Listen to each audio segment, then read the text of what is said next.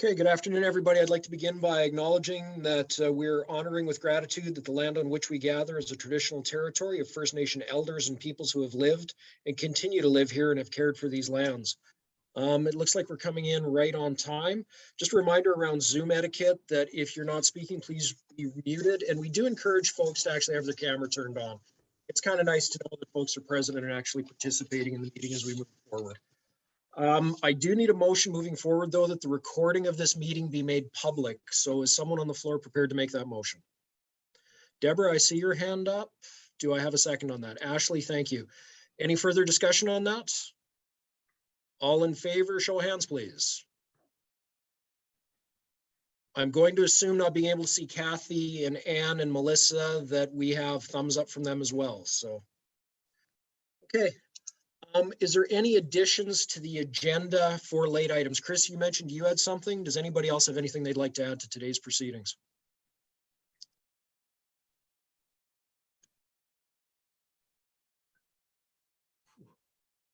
Okay. Chair, should I try to share the agenda? Yeah, if you just like to, because you had mentioned that you had a late addition under new business, would you like to throw that on there as well, please? Okay, here's the agenda, Chair. Okay, like I said, I only got regrets from tennis. We went through the introductions. I do want to know, yes, okay, we're adopting the agenda. So I'm looking at the reports. The one thing I have added is a new business, a review of the draft city policy on abandoned property and shelters. So I was going to bring that forward to the meeting and offer it to those who are interested.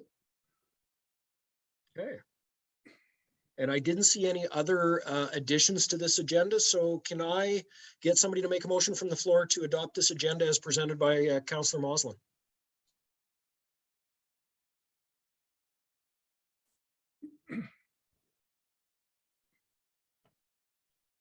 Ashley, thank you. Deborah, thank you. All in favor of adoption of the agenda as presented? Perfect. Thank you. Councillor Moslin, are you able to bring up the minutes of the 19th meeting? Yes, Chair, just give me a second here. Okay, thank you.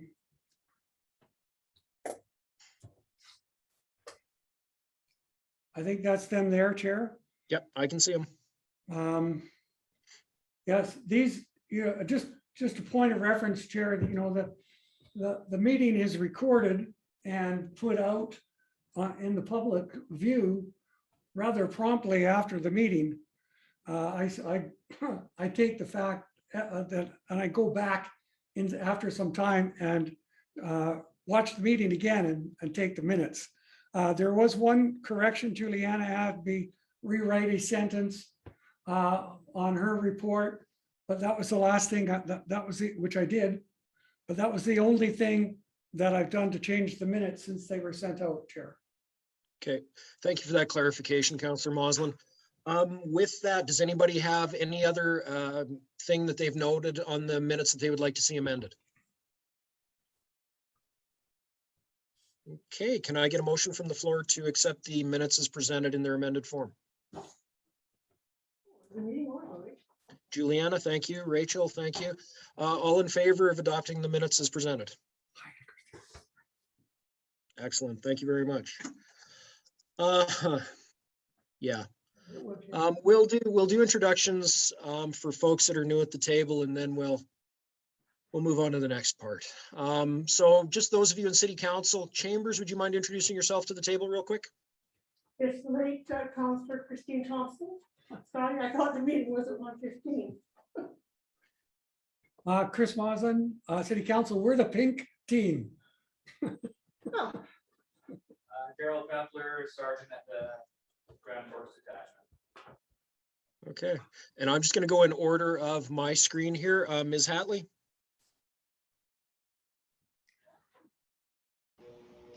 Hi, I'm Megan, Executive Director for the Boundary Women's Coalition. Ms. LaFleur. I'm Deborah LaFleur. I'm a community member. Thank you. Juliana. Juliana Chadwick. I'm here on behalf of the Grand Forks Senior Society, the Seniors Advisory Committee. Thank you. Rachel? Rachel Warner. I'm here on behalf of the Boundary Community Food Bank, as well as today on behalf of Boundary Family Services. Ashley? Hi there, my name is Ashley Williams. I'm the Aboriginal Health Coordinator for the Boundary and Aboriginal Patient Navigator for Boundary Hospital. Tanea? Hello, Tanya Jorgensen. I am here for Coins, Aboriginal Infant Development Consultant, and also Mental Health and Substance Use Counselor. Anna? Anna Lotard, Superintendent of Schools, ST 51. Thank you. Kathy? Yes, I'm here and I'm representing the regional district. Thank you. Anne? Hi, I'm Anne. I'm from the Grand Forks Community Coalition. Thank you. And Melissa? Hi there, Melissa Sholga with Whispers of Hope Benevolence Association. I oversee the thrift store and the Courtesy Kitchen. Excellent. Thank you. And I guess it's time to note the falling of a colleague who was instrumental at the very beginning of this table. And yeah, just an opportunity for anybody here that wishes to share a thought or a remembrance of John as we kind of move through this awkward time after his passing.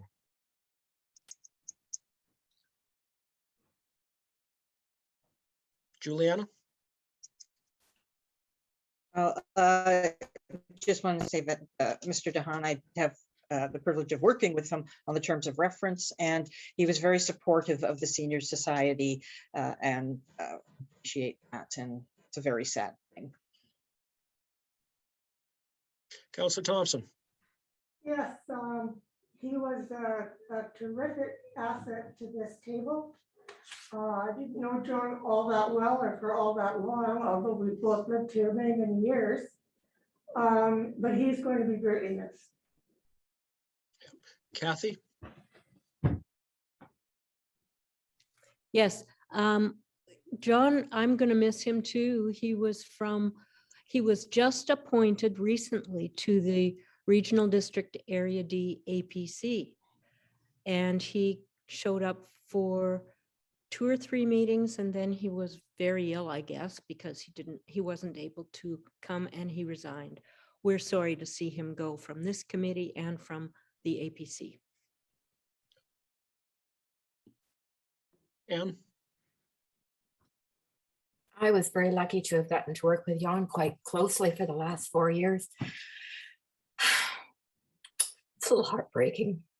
Anyhow, I think if it wasn't for Jan, I'm not sure we would be where we are right now with this society. I think he worked unbelievably hard trying to bring continuity and to bring people together at the table. And he was a huge asset and he's going to be missed.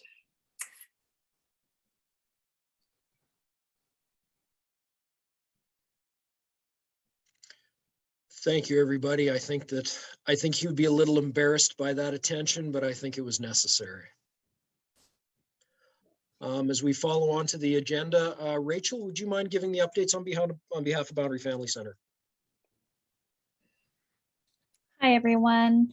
So I'm going to wear my Boundary Family Services hat for a minute. And due to the absence of our housing manager today, he was unable to attend.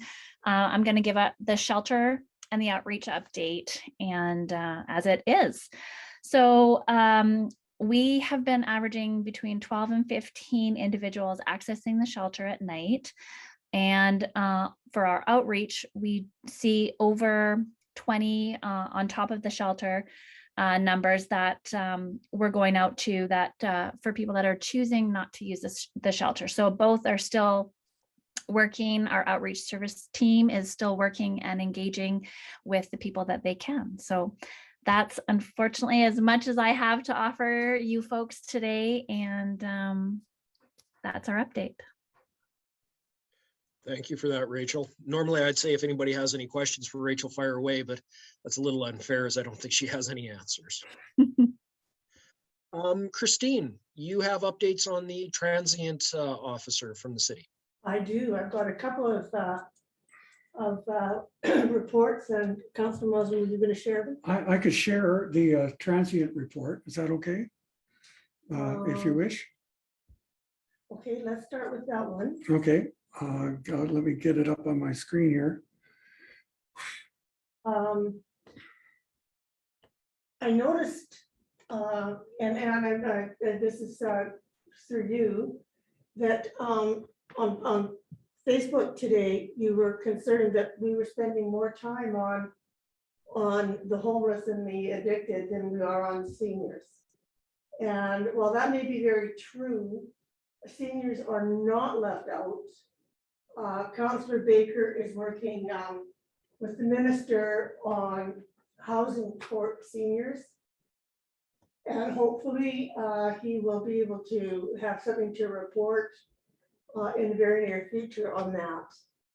Now, with respect to our transient liaison position under bylaw services, you can see from the report that Councillor Malden has shared is that there have been, the activity has been calls for service, shelter removal, cleanup, person checks. And I think that's really important, that we are checking on those who are homeless and maybe need to have some assistance. And we've made, he has made 5 referrals to for services.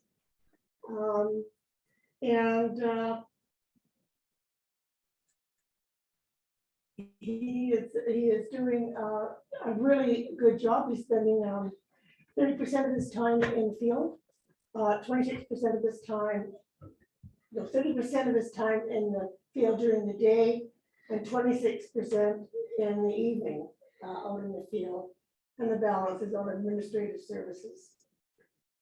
So, and there's been an ebb and flow of the population, as you can see that Councillor was underlined. And hopefully,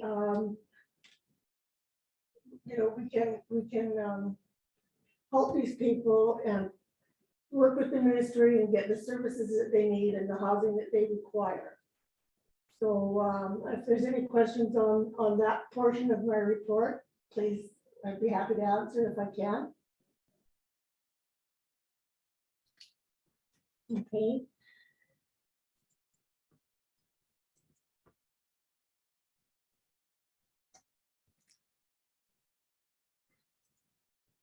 And the second part of my report, just give me a minute here.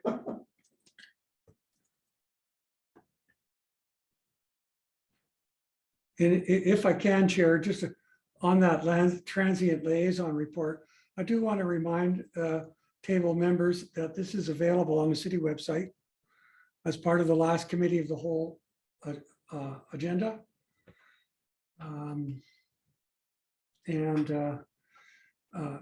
You know, is valuable, and we can expect a monthly report for the next time. I also want to remind the table that this transient liaison position is a new position sponsored by the provincial government. As council found, it was, so it's paid for by the provincial government, at least for the first year. And I don't know, from my perspective, and I think from Councillor Thompson's, it looks like it's working. That is, we're getting a coherent report of the situation. Anyhow, those are my comments. And thanks, Councillor Thompson, for. Thank you. The second part of my report is that council has received a draft bylaw that will, it's a version of the abandoned property and shelters policy for review and feedback. And I don't know if any of the members here today have had an opportunity to review that. And if they have any comments that they would like Councillor Maudlin and or I to take back to council. So Councillor Thompson, that is a late business item under section 8 of our agenda today. So Okay, that will come up here in a little bit. all right. So having said that, then that is my report. Thank you very much. Does anybody have any questions for Councillor Thompson at this time? Anne?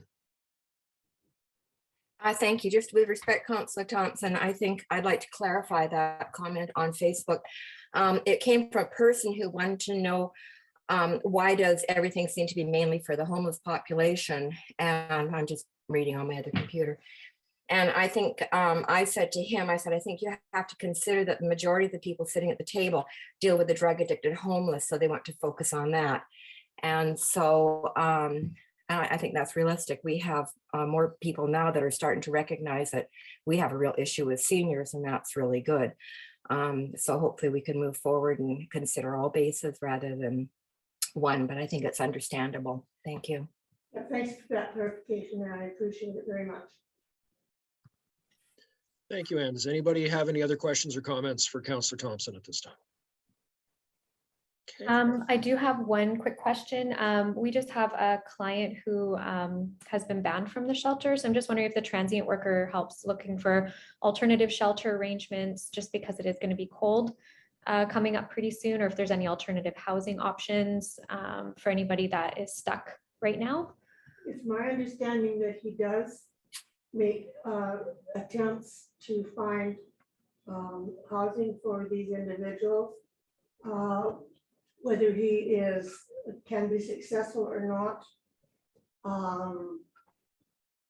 you know, he makes every attempt. So that's all I can respond to that. With respect to anything to do with the shelter, you'd have to direct to someone else. I can't answer that.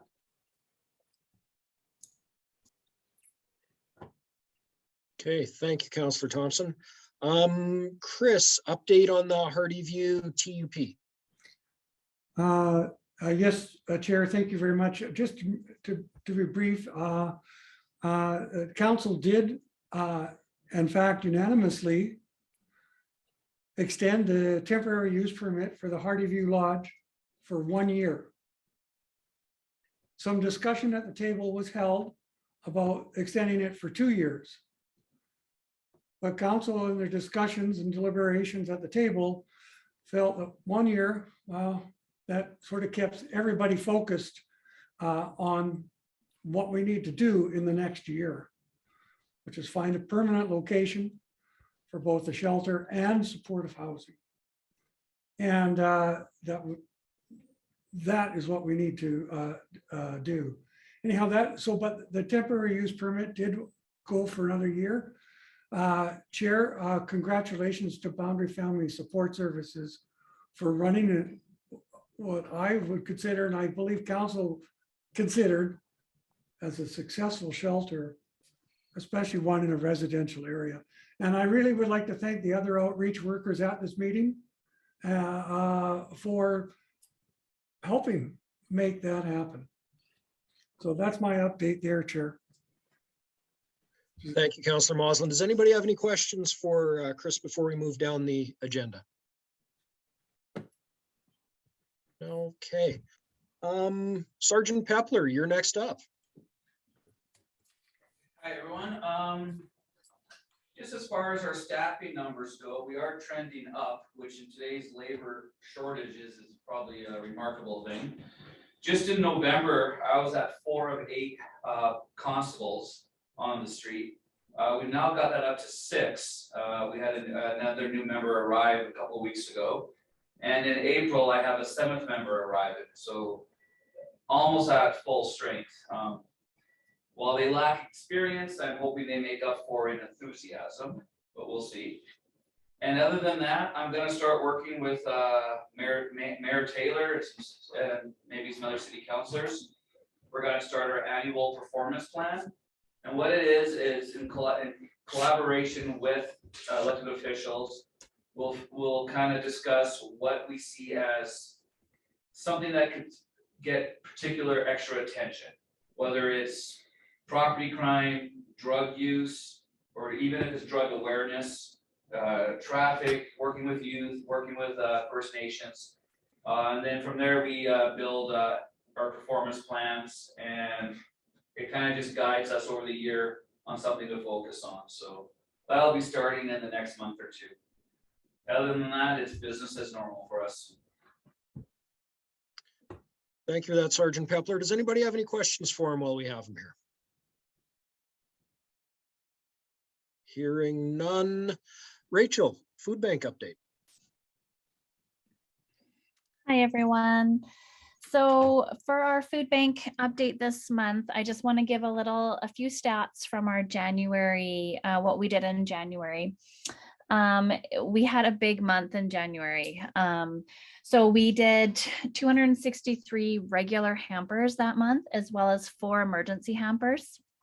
We had 18 new households accessing the food bank in January, which is fairly high. And we were, our total of people that we fed for January was 502 people. And we have some smaller breakdowns, but this past January was a big food month for us. It was higher than December of 2021, and it was also higher than January of 2021 as well. So we're seeing an uptake of individuals needing support and food. So that's it. Thank you, Rachel. Does anybody have any questions for Rachel on food bank programming? Sure. I do. Sorry. Sorry, Rachel. I'm just wondering because, you know, we're all noticing how much the cost of food is going up. And I'm just wondering if you guys think you're going to be able to manage as more and more people are heading to the food bank, I'm sure, to get food. That's a great question. You know, we are doing our best at providing what we are able to provide. We have an amazing inventory coordinator who is able to source food through Food Banks Canada and in a partnership with the Kelowna Food Banks at reduced rates. She also, if needed, she shops sales here in town. So we are definitely doing our best to make sure that we have enough inventory for those people when they need it. Are you subsidized from the government at all? We have grants that we apply for, many different types of grants that we apply for all year round. So that's how we get a lot of our funding. Okay, super. Thank you. Thanks. Chair, Councillor Moslin, you're up. I'm hoping this works if I ask a question from the chambers. I guess it's a question to you, Rachel, as well as to Melissa. Almost 11,000 meals are served out of the courtesy kitchen during the year. But there's other, in the transient liaison officer's report, he noted that there's not meals provided every day. So that would seem to me to be a food gap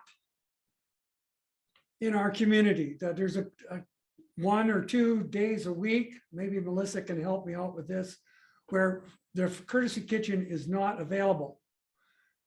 And so I guess my question to you, Rachel, do you see any other food gaps in our community? I think that there's quite a bit of food gaps in the community. We have people that we're making hampers for that may not necessarily have all of the kitchen utensils or cooking like a stove to be able to heat proper meals. So I think that there's a lot of food gaps, and that's where the partnership with Whispers Community Kitchen is so valuable, to be able to have a hot meal.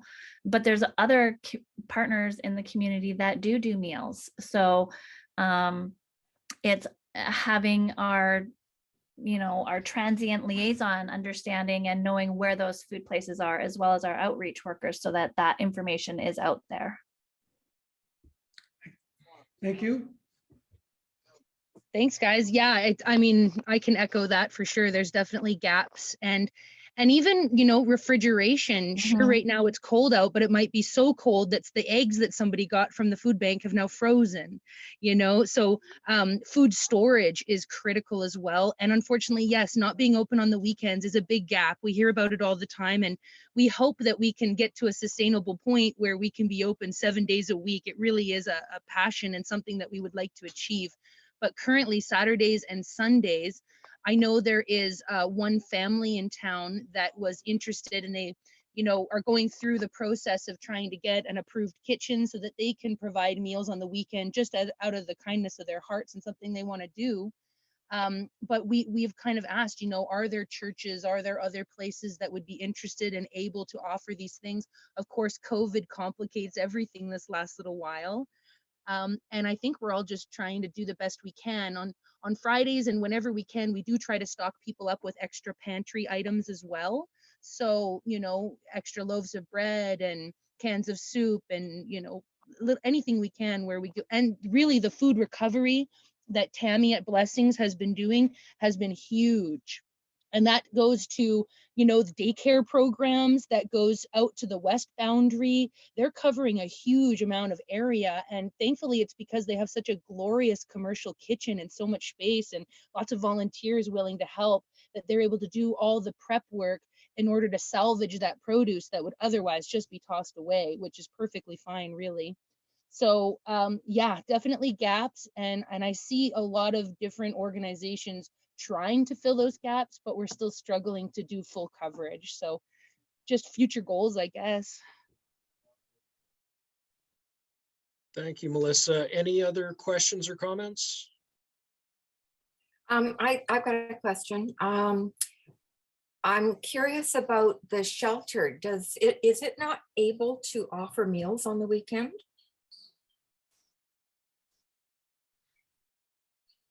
Who are you addressing that question to, Anne? To whoever can answer it. So yeah, for shelter residents, meals are provided. Okay, is there any way that on the weekend, people that perhaps don't stay at the shelter could get a meal there? No, it's not a drop-in. Okay, is that likely to change with supportive housing? It depends what supportive housing looks like. Okay, thank you.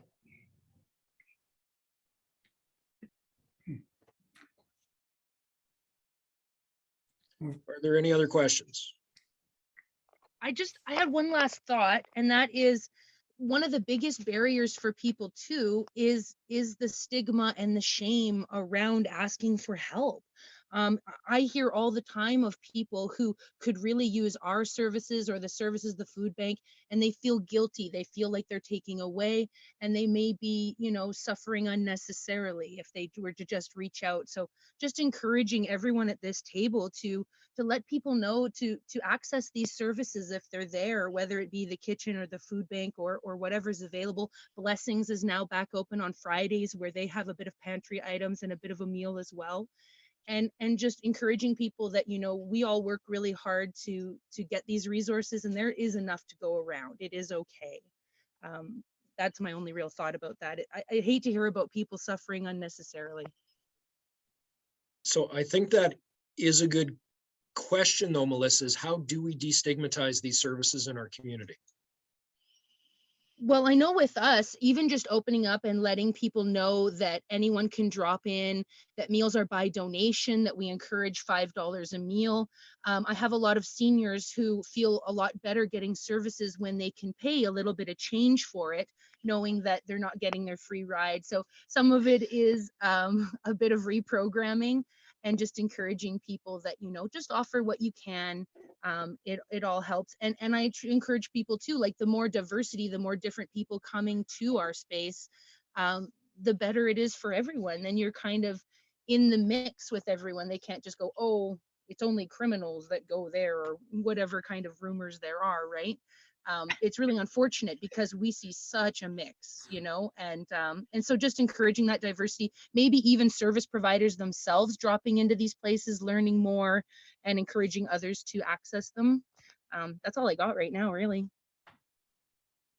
Is there anyone else at the table that might have some feedback about how to destigmatize some of this? It's Debbie. I just want to say, echo everything that Melissa has just said, because I for one, learning that I was going to be going to the community kitchen there and helping clients there as much as I could. I, in the back of my mind, thought, oh, why am I going there? All that's there is criminals and, you know, homeless people and blah, blah, blah, blah, blah. Well, it opened my eyes. It absolutely opened my eyes. I left there in tears, seeing the not only the amount of people, but the diverse people that were using the kitchen.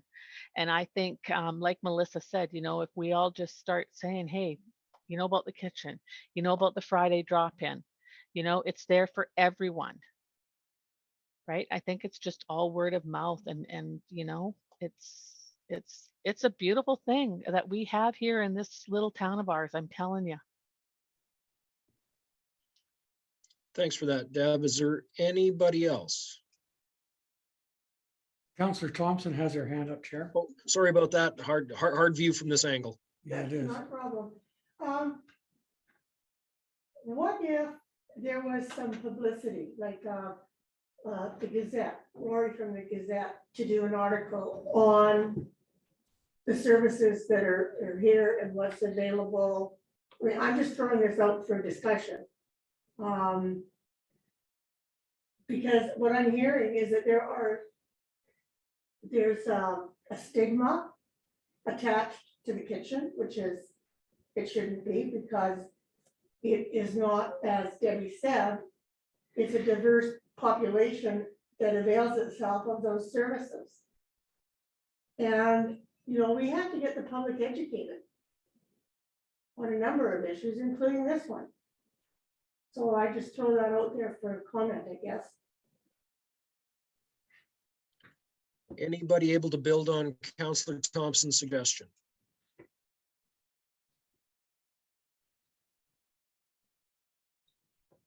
Okay. I think you're right, though, Councillor Thompson. I think that there is a place for media in this. I think it's just, maybe this is one of these things, Councillor Moslin, that we can put on the agenda for discussion in our March meeting, is maybe a concerted kind of public education plan through the spring and early summer for residents about, you know, what the roles of these entities are and how they do it. Okay, okay, Chair, I'll take that as a suggestion. I'll put it on a draft agenda. I think I heard public relations to destigmatize services is a proper title. Okay, sure. Okay. Moving on, Juliana, do you want to give us an update on seniors outreach? Well, Pepper had her hand up. Sorry about that. Oh, Oh, that's my oh, hand. that's your hand. That's- Oh, sorry, Deborah. Oh, geez. Operator error. Juliana, back to you. That's fine. With regards to the Senior Society, we do have a meeting, a membership meeting planned for next month, which would be great, provided things all remain open and that. And I believe the tender for the seniors building it closes on the 28th of this month. So hopefully the city will be able to, the contractor and the building will see some movement there. We look forward to that. As far as the Seniors Advisory Committee, we had a meeting just last week and went through a number of things. One of the things, and it's going to go for council, of course, is a health and wellness fair that may take place in June, provided you know, a proclamation goes through council, and that's it. So exciting things happening and some good things for the seniors, and we look forward to that. Thank you. Does anybody have any questions for Juliana? Just a comment, if I might. You bet, Christine. Juliana, council passed a policy some years ago, many years ago. I was still working here when that was passed. The council doesn't do proclamations. So just so you're aware. Okay. Okay. Debbie, updates from SPDR. I don't really have any updates. I was away most of last week. I'm still out in the community, absolutely. My phone number is out there. I'm willing to help and able to help anybody who is on assistance or who needs to apply for assistance or who needs answers to questions of what's available for assistance. So I'm available. Excellent. Does anybody have any questions for Deb and where she's at these days? Okay, hearing none. Stacy from AMHSU isn't here with us today. Melissa, back to you on any updates on either whispers or blessings. Thank you. I can only really speak to whispers.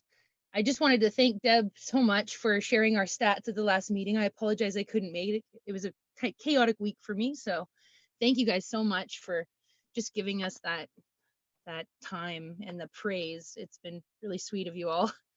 I know for January, this last month at the kitchen, our meal stats have gone up significantly from the previous year. So pretty well echoing what the food bank was seeing. We actually, in 2021, served 620 meals in January. For 2022, we served 1,069 meals. So that's a 72% increase, basically.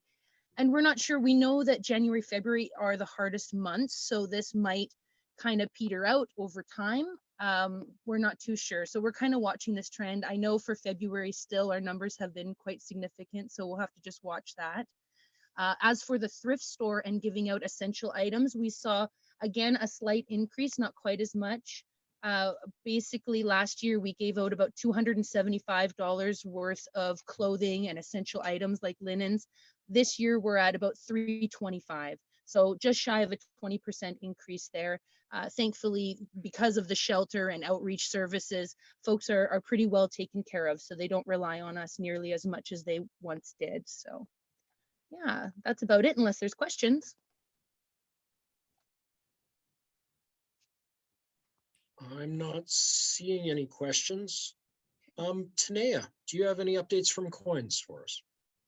It just wanted me to say that she is open for referrals in both her programs. She has space as well as mine. So just I guess for me stepping on here is just because I'm now working with the mental health and substance use, and then I'm running it's called Healing Our Spirits Circle twice a month. So on Monday afternoons from 1 to 3. And it's for anyone age 15 and up. And so anyone with mental health or substance use, or even someone who's in recovery, and just with that cultural aspect. So, and that's held in our basement here at the Coins office. And then, yeah, I think we were just both kind of curious about the housing piece and what do we do when we do have, so there's actually a few people who are on our caseloads that are really struggling with housing and or have been kicked out of the shelter for one reason or not. So just if there's, what do we do? Is there anything available for people like that, especially on these really cold nights?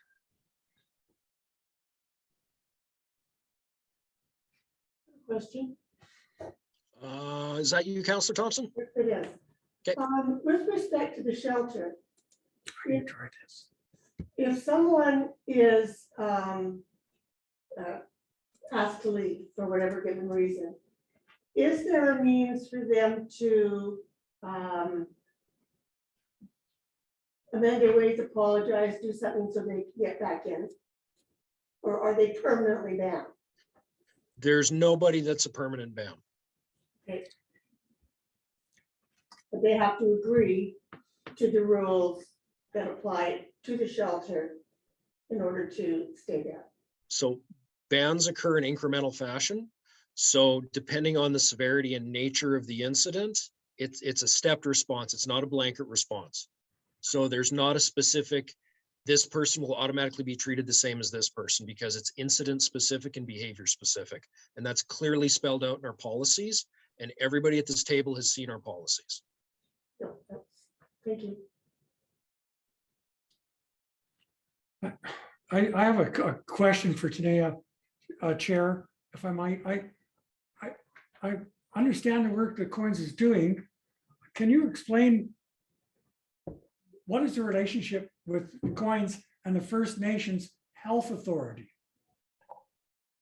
The relationship, I mean, if you are status, so you have to have your status card for a lot of funding with First Nations Health Authority.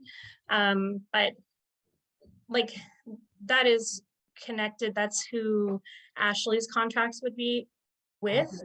Yep. Yeah, Interior Health and with First Nations Health Authority. So that's kind of our connection. A lot of the programs and information that I get, emails about what's going on or vaccine clinics or anything like that, comes down through First Nations Health Authority. Thank you. Debbie, you've got your hand up. Yes, for Tanea, so to benefit from the health benefits, First Nations health benefits, they have to have the actual status? That's my understanding. So it's more an Ashley question. She's the one who kind of works, like that's her health coordinator and patient navigator at the hospital. But for a lot of the funding, like if you're looking for specific funding, typically First Nations Health Authority requires that you have your status, but there's like other things like through Métis Association and other programs that we have that we can, you know, get one-time things or one-time funding. So we're still referring those who just self-identify as That's First right. Nation. Yeah, Okay, perfect. and actually for my for the mental health and substance use, you do not have to be Indigenous to attend my program or come to the circle. Just Ashley's has to be. Awesome. Okay, perfect. Thanks. Melissa, I see your hand emoji up there. Thank you. I was curious about the Healing Our Spirit Circle. I'm wondering if that, or if there's another group available for family members who are struggling with their loved ones having addiction. I know a senior gal in town who's really finding it hard to find resources that aren't online. And of course, she struggles to do any online things. I'm curious if there is any in-person stuff. I'm not sure. Like, I would think if it's struggling with a family member that, I mean, she might be welcome to come to the circle if she was interested. There is, I don't have very many hours, but I do have some hours to do like one-on-one counseling as well, if the group setting is not something that people are comfortable with, but I'm not sure. Yeah, other support groups. I've been thinking about trying to even separate because I have a lot of my families that are in Aboriginal infant development where the mom is struggling with some form of mental health.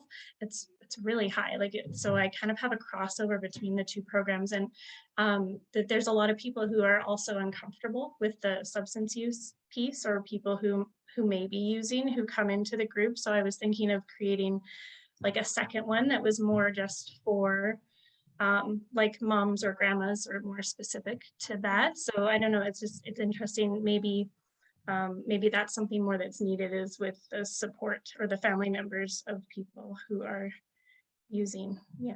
Yeah, I've heard it a couple times, so I'll get them to reach out even just to see if there isn't some way that they can get connected with you then. Yeah, I can just put my email on the chat here too if you guys wanted. Thank you. Does anybody have any other questions or comments? Okay, are there any other reports or any other broad questions before we move on to old business? Anne. I've just got a few questions that have come up from the Community Coalition. And if I could just get some clarification. I have a horrible feeling that I've asked these before. So I had one person say that they thought that originally the shelter could only hold 12, but now it holds 15, and they wanted to know, when did it change? I thought it was always 15 myself. It was 15 when it moved into Hardyview. It was 12 before that at the old location. Okay, that's what I thought. Okay, and then somebody else said that at the last COTW meeting, the BCH rep mentioned a total of 20 were allowed in the shelter, and that there was something like 19 staff, and they just wanted to know, was that correct? Is it 20 and 19, or like a one-to-one? So if we were to hit another cold weather event, we have the ability to go to the city and ask for an extra 5 for occupancy, because our occupancy is only 15. Yeah, So okay. if we have an agreement with the city where if we have to, we go to the fire chief and we go to the building inspector and ask for that variance, but that's item by item and that's time limited. So our capacity as it sits is 15. Okay, but you can go to 20 because we have, I think this cold snap's on for 3 or 4 days, isn't it? Yeah, I believe 3.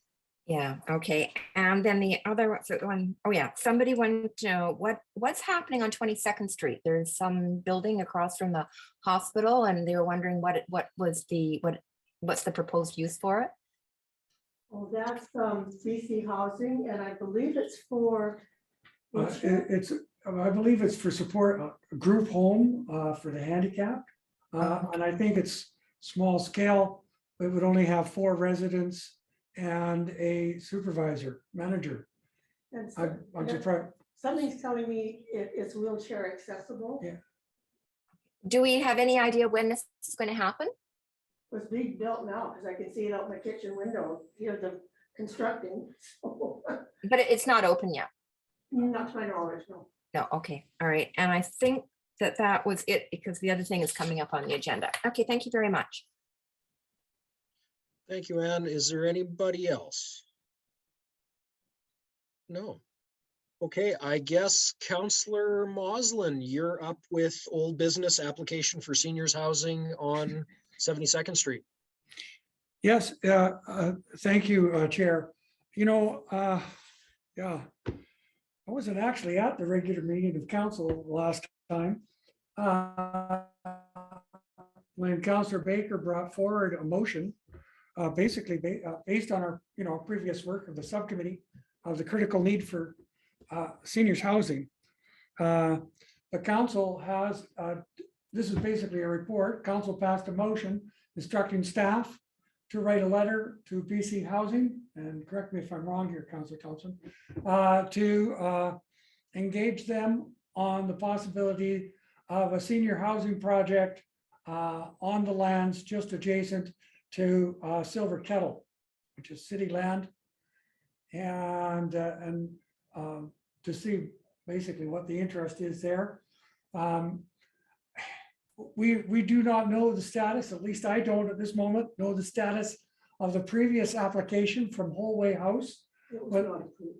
I know it was not approved, but I don't know if they are reapplying. Yeah. True. And I don't know if any other agency in our community is reapplying. But council certainly trying to beat the drum, so to speak, Chair. Yeah, and the other thing too is that the city would like to purchase the property on 2nd and Central, owned by BC Housing. So that's under discussion as well, and we've sent a letter of had our management send a letter to BC Housing if there is any interest in pursuing that. Anne, you have your hand up. Thank you. While we're on, and this might be opening up a whole new kettle of worms, but I'm going to throw it out there anyhow. I think what most people in the community were upset about with the 2nd Street project was that it was going to cause issues to the downtown core, and we won't get into that again. However, I'm thinking that maybe if we were to change horses in midstream and think about it as being senior housing, it might actually work to the benefit of seniors. It means that they're within walking distance to grocery stores, to Gyro Park, to things that are happening in the park. They're very close to the clinic for the doctors. I think that this was talked about back then, that it seemed like the community would not have been the least bit concerned if it had been seniors housing. They thought that would have been a great idea. At the risk of creating mayhem in the community, what are the possibilities of this for seniors housing? Well, anything is possible, and the proposal that you're talking about that they wanted was a mix of seniors and people with issues. And that was not, and commercial, and that was not deemed to be a good fit. But that's certainly something that we could take back to Everett, who is the liaison to BC Housing, if that might be a consideration of a location for senior housing that you put forward. So I'd be happy to do that. So is that something then that the table would support you in, Councillor Thompson, or do you just kind of want to take that as a one-off and move forward with it? Well, I think it would be nice if I had support from the table here. Okay. Deborah, I see your hand went up. I would definitely support it. I think that maybe the table could vote on whether as a group we would support it, but I think it would be a great location for seniors housing. Okay. So would you like to make that motion? Well, Chair, Mr. Moslin? before the, I'm going to ask you a hard question, Chair. Is Boundary Family Services entertaining making an application for seniors housing? Okay, I explained this last meeting. The first step is land. Without land, I can't make an application.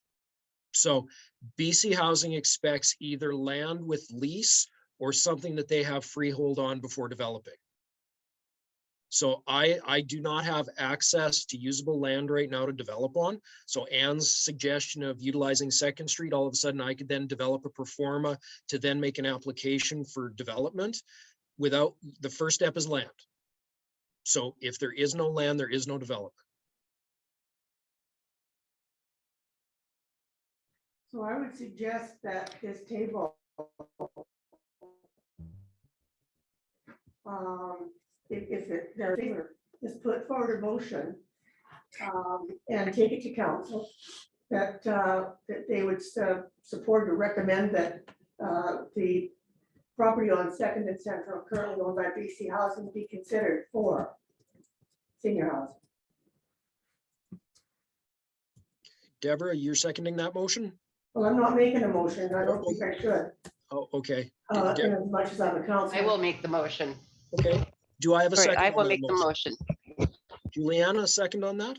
Any further discussion to that motion? Well, hang on, Chair. Can I get it on the screen first? Sure. So that you can, basically we can agree that I've got the wording right. Just 1 second, Chair. And after you, Councillor Moslin, Melissa has her hand up as well, so. Yeah, I did too. Sorry, Anne. That's okay. Okay, there, I think it's on your screen, Chair. Did what I've typed, is that the spirit of what was said? The property on 2nd and Central currently owned by BC Housing. Okay, well, how about if I just do this? We'll just assume that abbreviation is BC Housing. And Councillor Moslin, if I may be considered for development for seniors housing. Considered for development.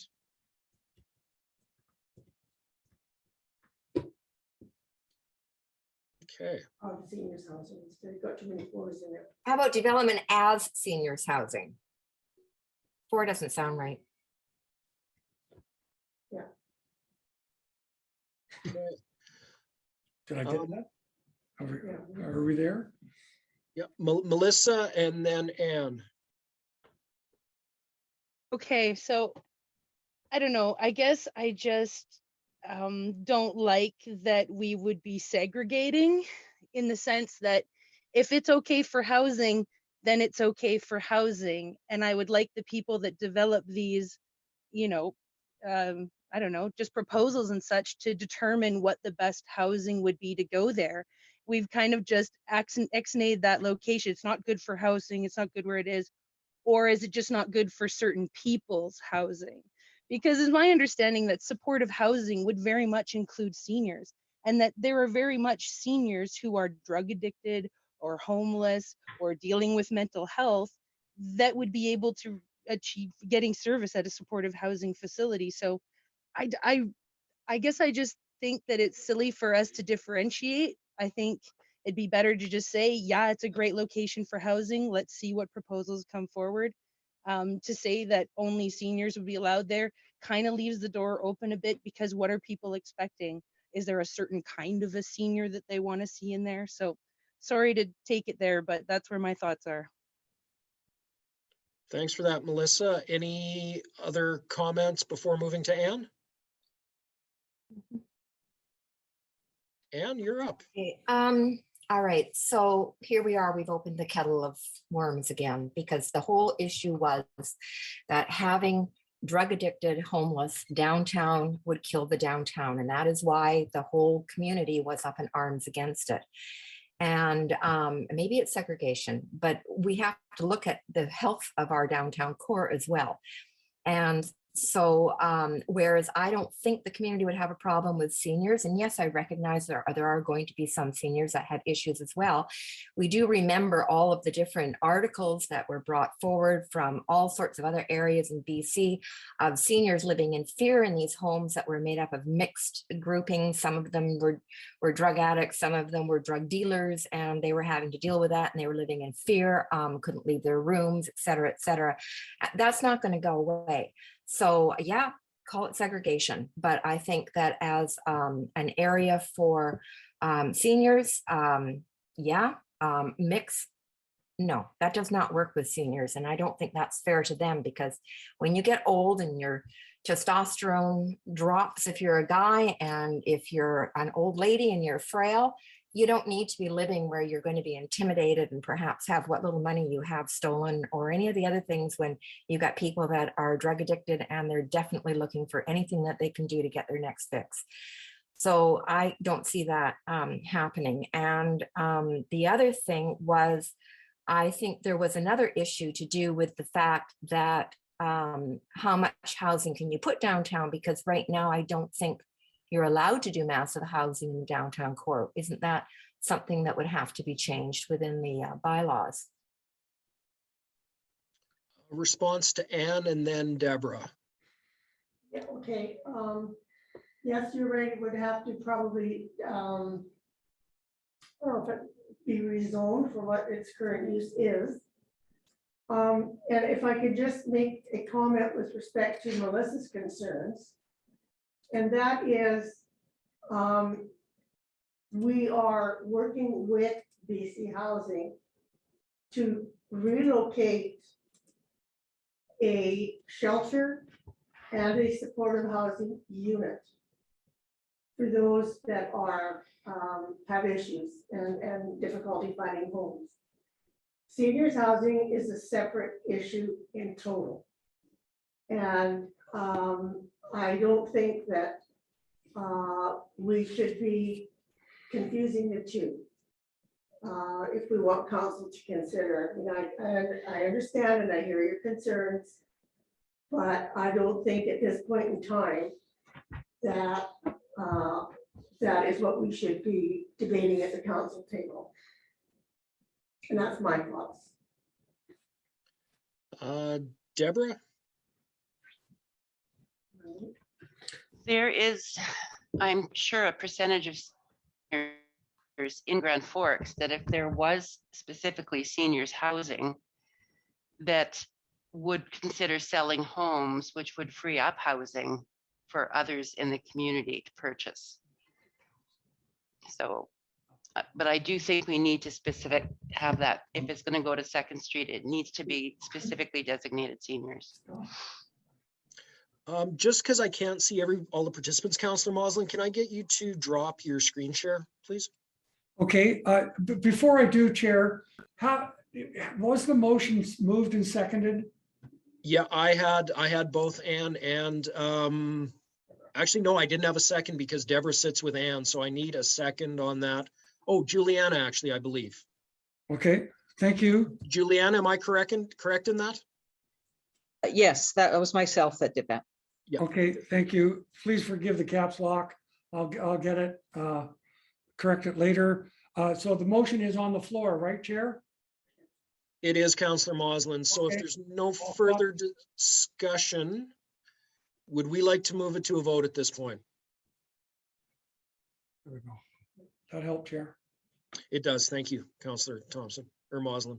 Okay, show of hands or a yay of who would like to support this motion as put up by Councillor Moslin.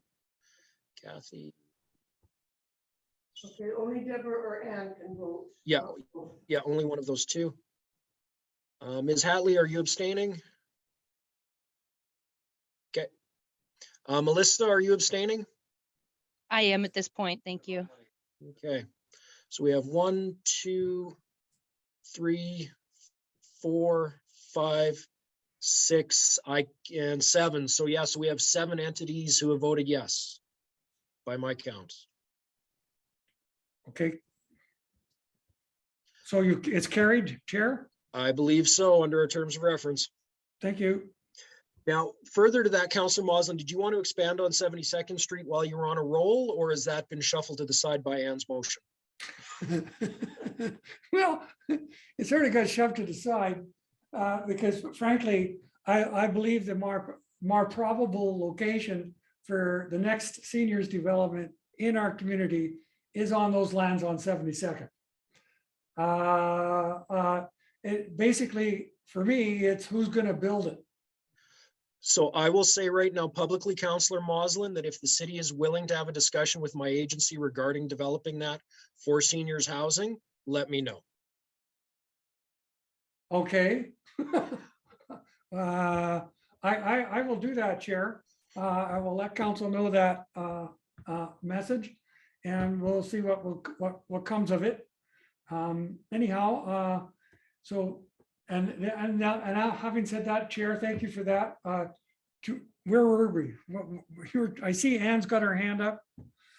Ann, we'll bounce back to you. Sorry, can I just get clarification on this? So you're planning on 72nd being seniors housing, but you don't actually have anybody on the table for this, what was it, whole, whatever they were called there, they were kiboshed, weren't they? Well, yes, but there was a very professional as well as reasonable application. The whole way house was a reasonable application, which had significance. And, in using those lands. Unfortunately, that application was not accepted by BC Housing. I don't know, what, but I did repeat, and to the table that council did pass a motion that specified those lands. Right? That was the last regular meeting of council. The intent was to engage BC Housing for a seniors development on the land on 72nd. That was the intent of council. So that means that then that land is being held for seniors housing at some point, whether you find somebody to go in on this or whatever. Well, it's zone community use, which would, yeah, that would be seniors housing. But as Councillor Thompson pointed out, anything is possible. I would, we did see a very early proposal for seniors housing apartments on top of a seniors center on 2nd and Central. We did see that, but nothing came of that. And of course it's lands that the city doesn't own. So, if the city is successful in acquiring those lands, then yeah, council may be able to entertain public input on the development of those lands. If I may interject at this point, there's a couple things there, Councillor Moslin, from a development standpoint. BC Housing does not develop land that it does not control. So if you're looking to partner with BC Housing to develop land, you have to understand that that's not what they do. So, you know, by expecting them to sell you Second Street and then have them develop it, that's highly unlikely. Yeah, we understand that, yeah. But I think the other comment though needs to be understood is we've had this conversation at the table before. There's multiple tiers of seniors housing.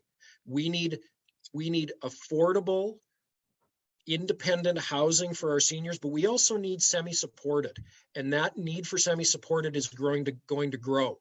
So I think that there needs to be this awareness that maybe there is multiple locations for multiple needs, and to not just pigeonhole one location for one purpose, and to be able to be purpose-built with fluidity, saying that as our population trajectory changes, we can modify those units to meet those increasing needs. Okay, thanks, Chair. And to point out, Kathy Hutton, I believe, has her hand up.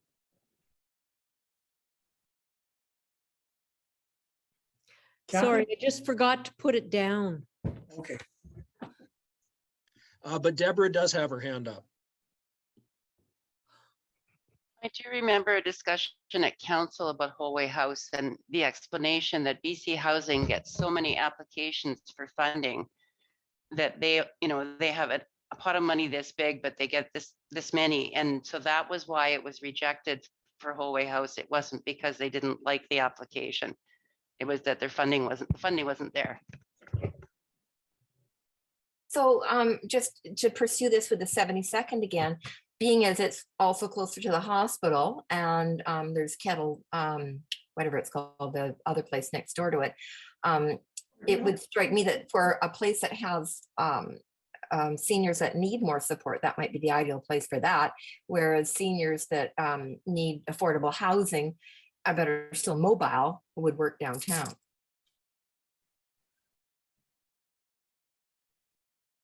Well, being a senior myself, there's a lot of us around. Yeah, twice as many as the national average. Exactly. So we may need more than one area for seniors housing, because seniors want to a lot of them want to downsize. So. Okay. Any other comments there around 72nd versus Second, and any other hornet's nests you'd like to kick today while you're in the mood? Okay. Coldest night of the year, Rachel?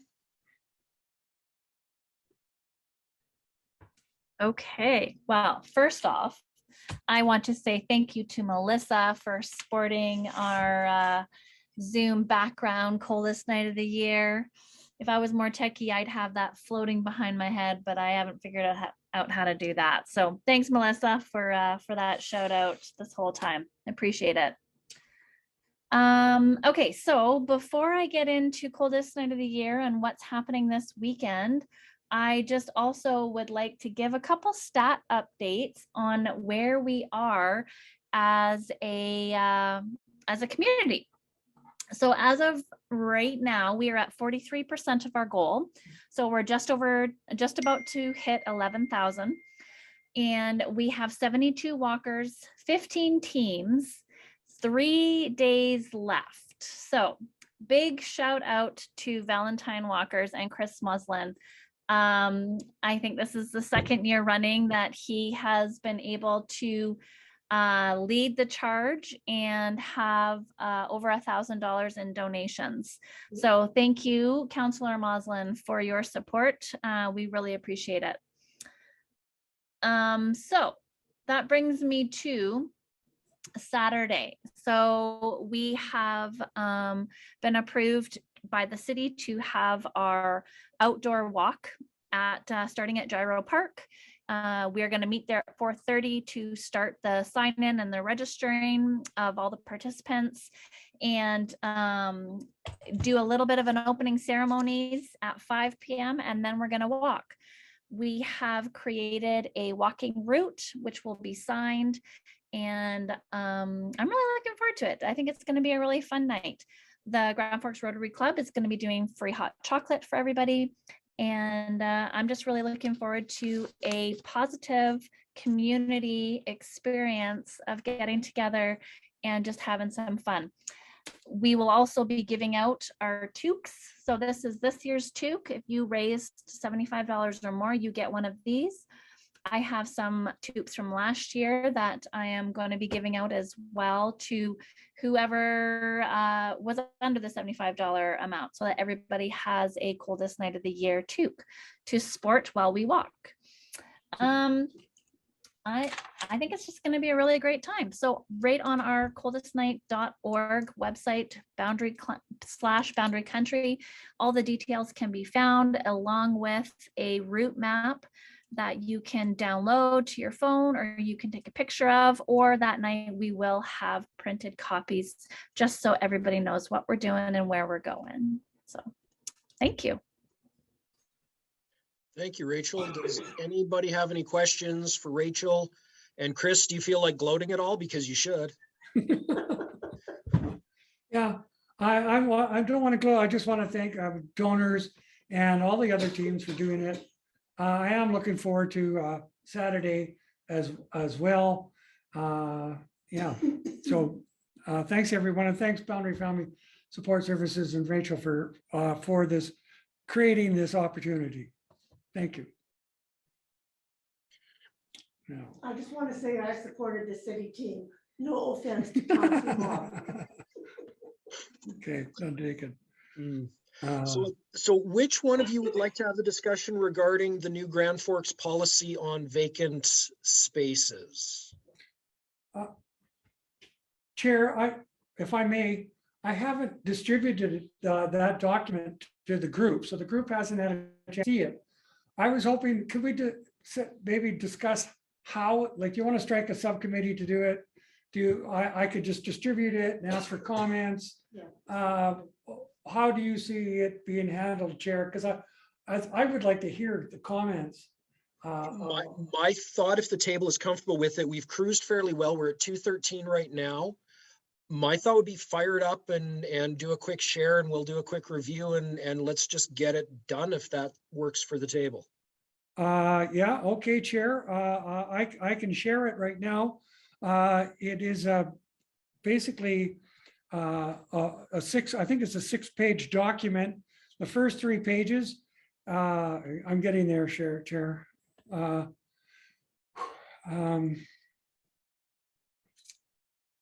is it? Here it is. Oh, clunk. There we go. Okay, Chair. Let me just adjust my screen a little bit. This came to council on the February 14th meeting, a committee of the whole meeting. It was brought to us by staff. The difference between a bylaw and policy is that a policy is meant for the city employees and a bylaws are meant for everybody else. This document has a lot to do with how council is moving forward with the new transient liaison officer position and that role in our community. It's meant to guide our employees as to how they should deal with abandoned property and shelters found in the city, including the riparian areas of the city. Okay. If I might, basically it deals with what do we do if we find somebody that is rooted? I did ask that question, and rooted means that the structure has been used as a shelter. That is, it's been slept in. If somebody has slept in it, then it's been used as a shelter. It would be considered rooted, and it would then be, there would be concerns about personal health and safety of the occupant. So you can't just go in there and tear it apart. Okay, but what do you do if you find it abandoned? Okay, so this is the policy that council's being asked to consider. Let me flip forward to it. Like any policies, it deals first with definitions. And I don't know. Chris, where can't read that because you've got there. I don't know I don't know if that blocks them seeing it, Chair. Can you see all of the? Can you see the full page, Chair? Can't hear you, Darren, you're muted. Sorry about that. I'm missing like about 3 Okay. words per paragraph on the right-hand side. Hang on. There. That help? I'm hoping it did. Anyways, you could see that it does deal with definitions. This really is a lot to ask people at a meeting to look at and make judgments about. And that wasn't my intent, Chair, but the meeting is getting a look at it. It also has to do with vehicles, whether they're insured or uninsured, whether they're used as a shelter, that sort of thing. The policy is not meant to supersede federal or provincial or charter rights, but it's rather meant to complement the current law while taking a proactive approach. Okay, we are trying to move forward with the management of this population, with the monitoring of our sleeping rough population. This population are hard to house. Even on the coldest nights, they'll try to live in a tent on the river and light a fire. And when the shelter is there. So, I believe that the transient liaison officer is doing a great job and is working with other agencies to monitor and make safe, both for the individual and for the public,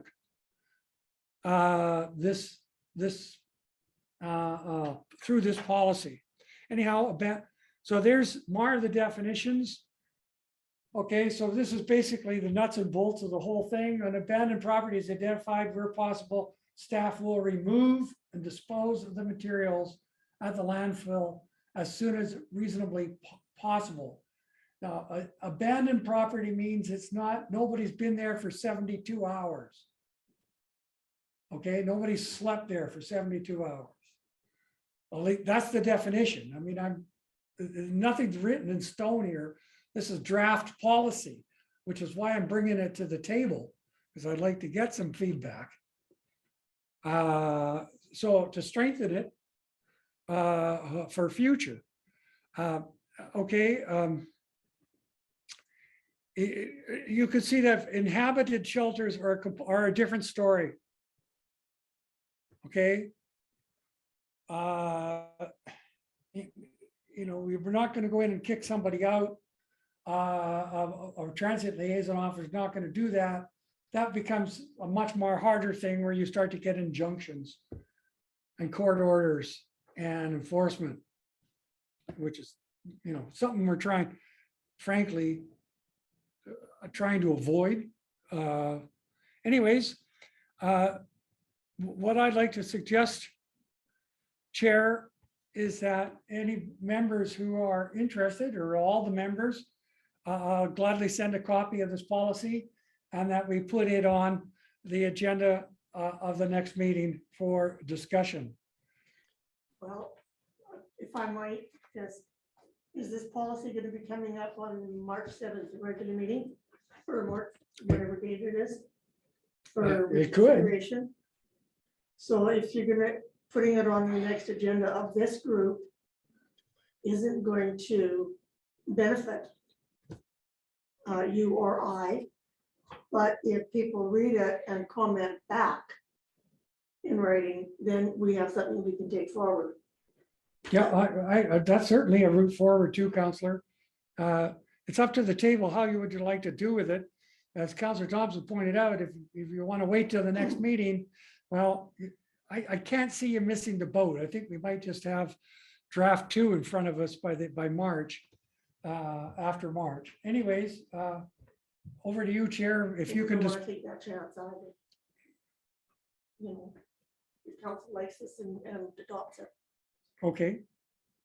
Well, I would personally, as councillor, I would appreciate getting written feedback from our members who've reviewed it, if they want to comment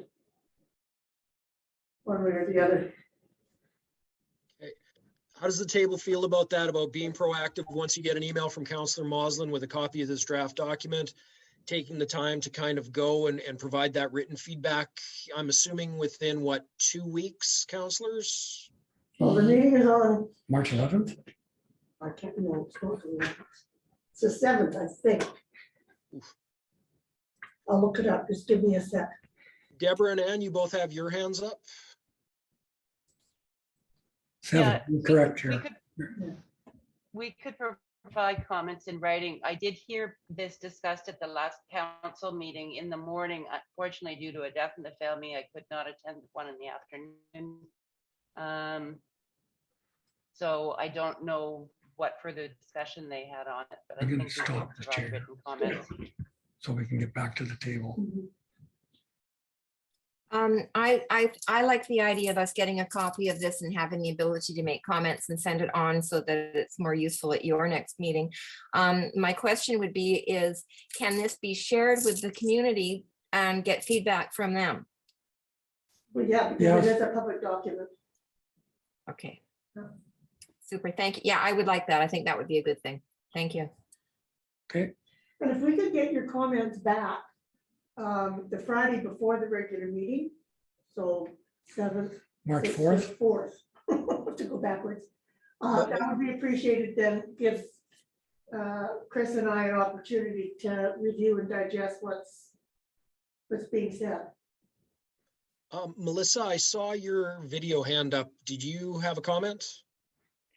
No, I'm just keen to look over the document and provide feedback as well. I think it's I appreciate the fact that you guys are opening it up for feedback. So thanks for that. Okay. So Councillor Moslin, Councillor Thompson, is that going in a direction you're happy with?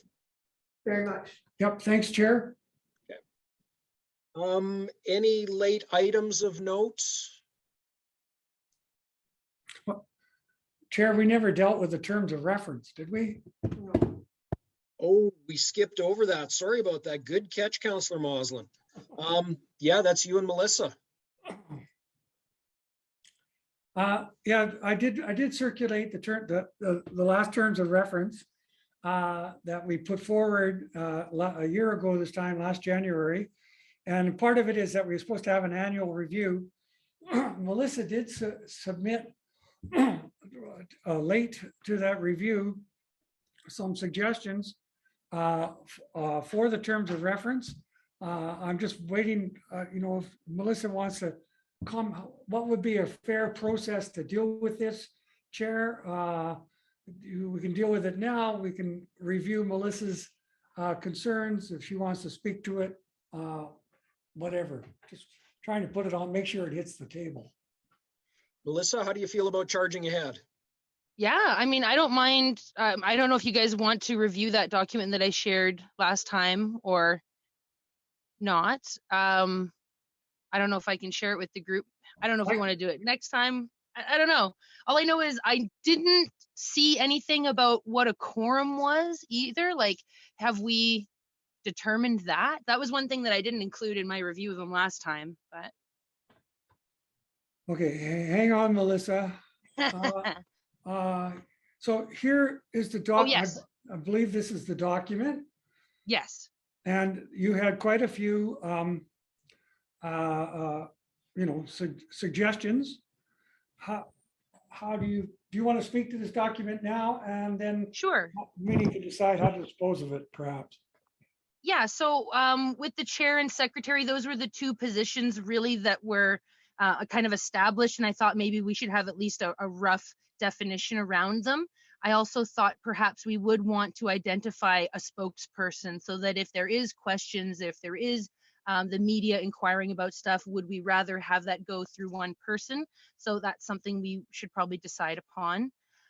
In terms of the advisory group meetings section there, these were all little things that we throughout our meetings had identified that we wanted to implement or had begun implementing, but that just didn't make it to our terms of reference. So it was just something that, I think we're already doing, it's just not included. And then the group conduct, of course, is probably the most, controversial, maybe not, but the conduct stuff, I think it's important to have something. I felt like this was a loose enough base for us to work within. And I would just like us to establish some grounds so that we know that we're all on the same page and we know what's expected of us and how to conduct ourselves, not just in the meeting, but outside of the meeting, right? So that was just to give a little bit of a framework. And then at the very bottom for the reporting, I think in our terms of reference, it doesn't give the full name. And I just wanted to make sure that we had that so it was easy to find for people. But so far it has been, because I have people who will watch the meetings and comment to me on it on my board and who are volunteers and stuff. So I'm like, oh, you guys are more informed than I am. So thank you for doing that, Chris. It's great. Any comments, Chair, from the table? I don't see all of the hands, so I can't see if I'm missing somebody, but from at this end, I don't see anybody's hands up. I would just like to say thank you, Melissa. I like the changes that you're proposing. And there was one that you said that wasn't included in there that we may want to consider adding. Yes, thank you. It was our definition of what a quorum was. Right. I know that our membership does kind of fluctuate, so it might be best to establish a percentage or a minimum number of members in order for things to be passed. And yeah, I just figure we should all be in agreement on what that is. Sorry, Chair. Sorry. Sorry. I'm running two computers, Chair, and sometimes that's a mistake. Okay. So, Chair, if I might, I could take some of this input from Melissa, work it into the existing terms of reference and bring a draft forward to the next meeting. Does that sound like a fair process? I think especially considering that we are a light table today, I think that that is in the best interest of the entire group to let everybody know what the proposed changes are. Anne, your hand is up. Thank you. Could you please run that down to where it says advisory group conduct? Okay, at the bottom one, the advisory group will encourage the open expression of views at meetings, but accept collective responsibility for all decisions made by the group and its members. This means that members will not speak out against majority decisions in public or private outside the advisory group. So I'm just curious, for all of the people that sit at this table, do you not discuss things that happen in this meeting with the rest of your compatriots within your different groupings? Not to any great degree. We report on the meeting, but we don't, as a council, we don't sit and debate it. But if there's I mean, I'm dealing with a different scenario where we've got a community coalition of over 600 people that I'm having to discuss things with at some point or other, or they will PM me. So I have a bit of a concern here with, you know, the wording is just a bit off. So having said that, Anne, what do you think is an acceptable compromise around wording at this point?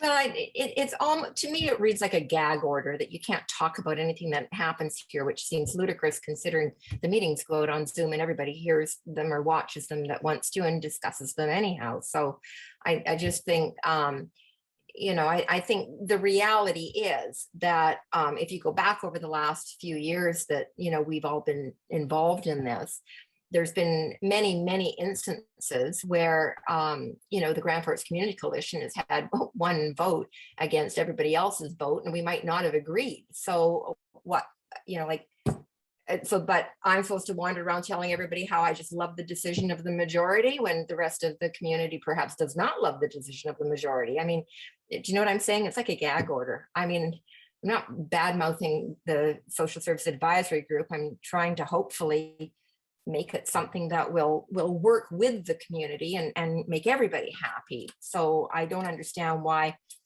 to me, this just reads like a gag order. Sorry.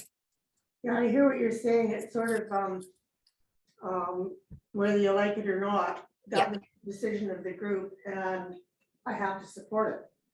So I think the intent, and Melissa, correct me if I'm wrong, is that you don't want to get into a big well, who said this and who said that, and you know, why do you like it, and so on and so forth. I don't know, am I going off base there? I mean, I did look to other codes of conducts for examples, and this one was specifically taken from a school district. I don't know exactly where. I just thought it kind of made sense. It was in an effort to create a sense of unity around the table. Thankfully, our meetings are recorded, and even when they're not, the minutes do reflect people's perspectives. You know, when someone feels strongly one way or another, they have every opportunity to express that, right? And so it's your chance at the table to bring all this stuff together. We all make a decision on it. When the decision has been made, the hope is that as a team, we will all support that group decision. We're all going to have our own personal opinions and whatnot. It's just a matter of not going out in the community and speaking out against the team that you're a part of and the decisions that have been made by that team. So, I mean, Anne, I think you can very easily, you know, even by sharing the meetings, letting people know, well, I felt this way, but as a group, we decided this. You know, it's more to create that sense of unity and the fact that we as a group are coming together to make these decisions, and then in hopes that people will then be advocates for those decisions out to the public and to the group.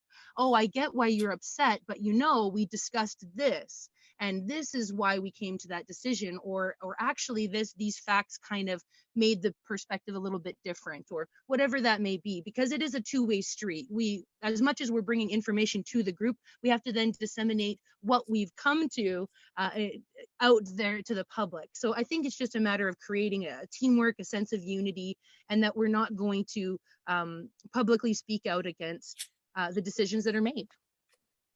Okay, I think based on everything you've said that there's absolutely no point in having that on there then. I mean, I think it is important though, because how people conduct themselves and what's expected of them, what will happen is people will point fingers and say, I don't like the way that person is conducting themselves, or I don't think that's appropriate. So, I mean, really this document is to kind of help lay the framework. So I don't know. I mean, I guess if nobody feels strongly one way or another, we could strike it, but it seemed to be prudent.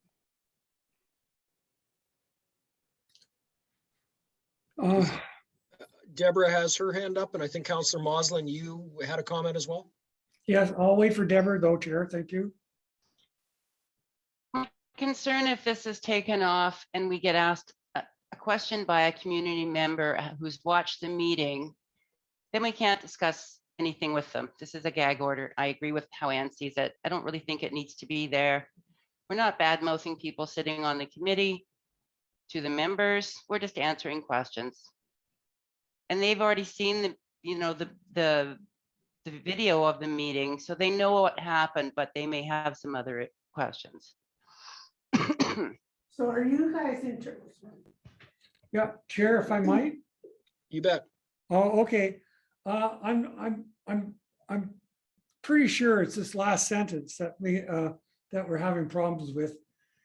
This means the members will not speak out against majority decisions in public or private outside the advisory group. Yeah, I could see striking that. The rest of it, I actually see that we're already doing, as Melissa's a lot of Melissa's points were, is we are trying to make sure members attend meetings. We do try to involve ourselves and explain our positions. And I think we do observe confidentiality. At least that's been my experience when required. So I don't know. I don't see. I really would like to think about that. That last paragraph. The advisory group will encourage the open expression of views at meetings, but accept collective responsibility for all decisions made by the group and its members. Period. Yeah, that's what happens. And as I think Anna's pointed out, the meetings are recorded. Which is about as transparent as you can get, as far as I am concerned. The intent, everybody's intent is going to be right there. Anyhow, I do respect the, I think it might be best left unspoken that our expectations is that no member of this table is going to go out and badmouth another member. Yeah, I, that really, my expectations are that is the case. I didn't necessarily see it as speaking out against other members. I mean, yeah, I do hope that we would all be respecting one another to that degree. I think it was more about the decisions being made specifically, but I get where everyone's coming from. I totally understand. Now, in my opinion, I can see where Anne and Deborah are looking at that as a gag order. And I would recommend that whole entire paragraph just be deleted. Okay. So Councillor Moslin, you will move that into the draft that we'll review at the next meeting with those recommended changes? Yes, and I'll try to write the draft in such a way that, you know, it'll be clear what decision the group has to make for each one. And yeah, let's see if we can wrap it up at the next meeting, Chair. You know, this sort of thing is, it is painful, but I really think it does help the group sustain itself through this conversation. So I will bring forward another draft of the terms of reference next meeting, Chair. Awesome. Thank you very much to both of you for all your work. Anne, are you putting your hand up? Yeah, I did. Sorry. I just thought of one other thing. I think when I was looking at the terms of reference, you have, we still have Jan on it, and maybe you could put Deborah on, please. Thank you. Yeah, which brings up a really good point. The terms of reference is outdated by the membership list, right? The composition of the table is fluid. People come and go, different groups. And so I will try to update that as well as I can for the next meeting, Chair. Just the table will just have to be on the understanding that, you know, it may change the week after that. So it's kind of fluid. Deborah? So why not append to the members list Sorry. and not have it specifically in the terms of reference, but have it as an attachment so that it's easier to be changed because it is so fluid? That's a good suggestion, Deborah. I can certainly think about doing that. That is attached to membership list as an appendix, and update it. Most the members don't realize that when I send out an email, I blind carve and copy it.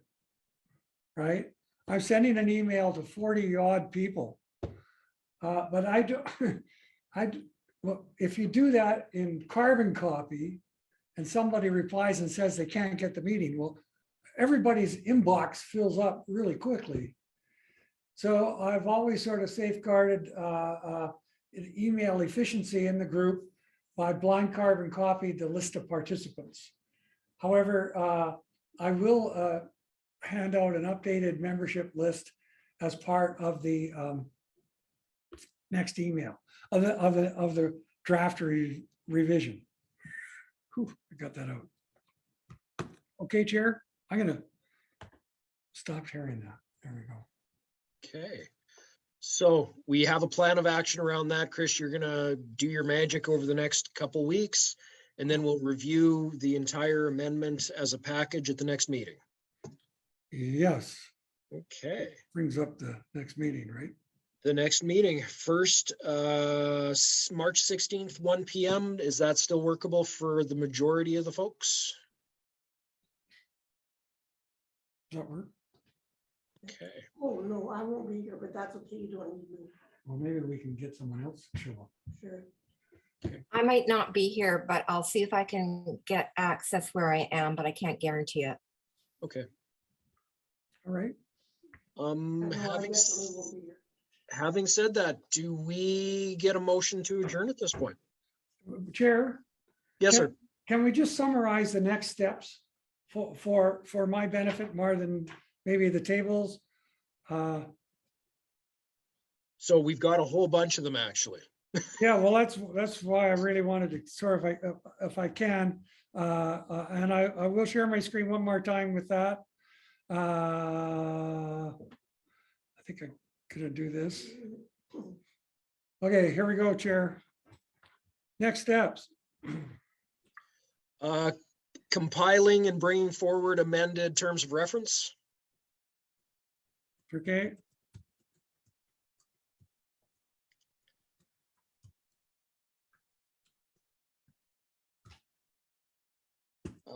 Bring that motion that Ann brought forward to City Council regarding, the use of Second Street be considered for seniors housing. Yeah. Now, Juliana, your discussion around that thing that you were having brought forward by Everett, has that shifted because of the city not doing declarations? Well, they don't claim day as Seniors Day, that's fine. But I think mostly it was that we can get the street for a fair. And I have sent that all to Everett Baker, so I'm hoping Councillor Baker will take that some form forward to council and can discuss it. So if it doesn't come a recommendation from the SAC, not sure.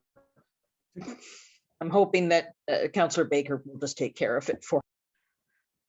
Okay, cool.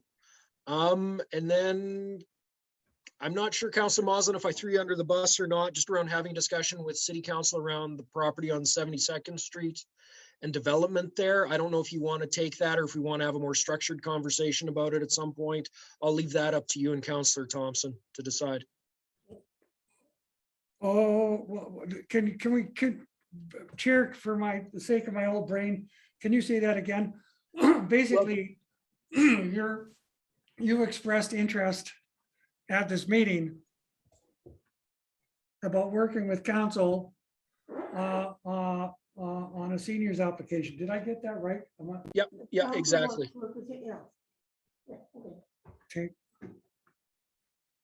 Okay. And I'm not sure, perhaps best practice would be for me to book a time to do a delegation to City Council in March or April. I don't really know what council's preference, but by all means, I'm open to those discussions. Let's take it to council and then get back to you on that. But please, Mr. Pratt, be prepared to do a delegation. And just so that the table's aware, my grandpa's dead, so I don't know who Mr. Pratt is, so. Thank you. Okay, I think I got the next steps, Chair, if unless somebody else has got something. Oh, Deborah, your hand flashed by. Just to email the draft policy to committee members so we can comment before March 4th. Great catch. Yeah.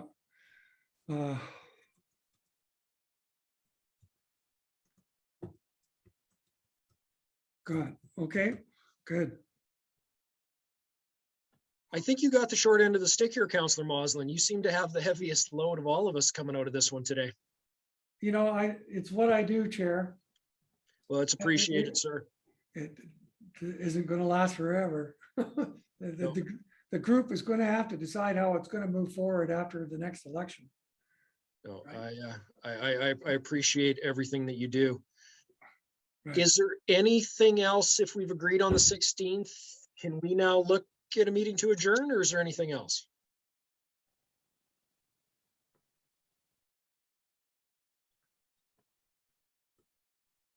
I move we adjourn. And I see it second. I think we're done. Thank you, everybody, for all your time today. And thank you again, Councillors Moslin and Thompson, for having city staff organize all this and providing the tech. It's very much appreciated. You're welcome. It's worth it. Okay. Thank you, everybody. Take care. Yeah, you too. Thanks, guys. Bye. We'll leave that meeting. Whew. And I still can't.